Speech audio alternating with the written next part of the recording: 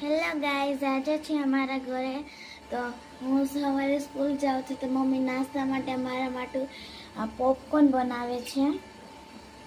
તો તેલ નાખી દીધું છે, જોઈ શકો છો.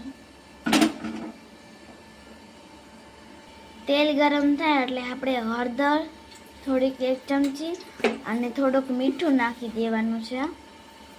આવી રીતના થોડાક પોપકોર્ન નાખવાના આ વાટકામાં લઈને થોડીક વાર તેલ ગરમ થવા દેવાનું છે.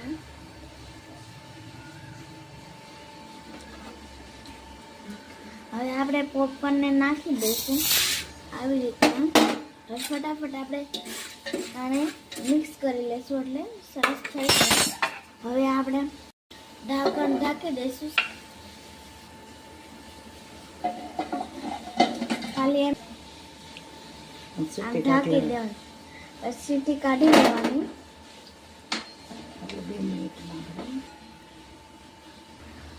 હવે પછી આપણે 5 મિનિટ પછી આપણા પોપકોર્ન ફૂટવા મળશે. આવી રીતના અવાજ આવશે,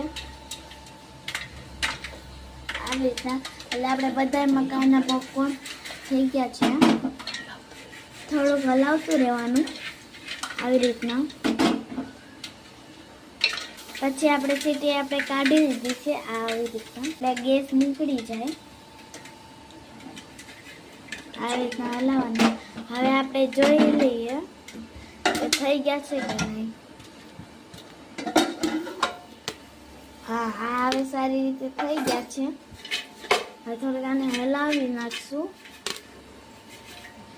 અને આપણે તપેલામાં કાઢી નાખશું કાથરોટમાં. આ છે મારો મિની બ્લોગ. મળશું કાલના બ્લોગમાં.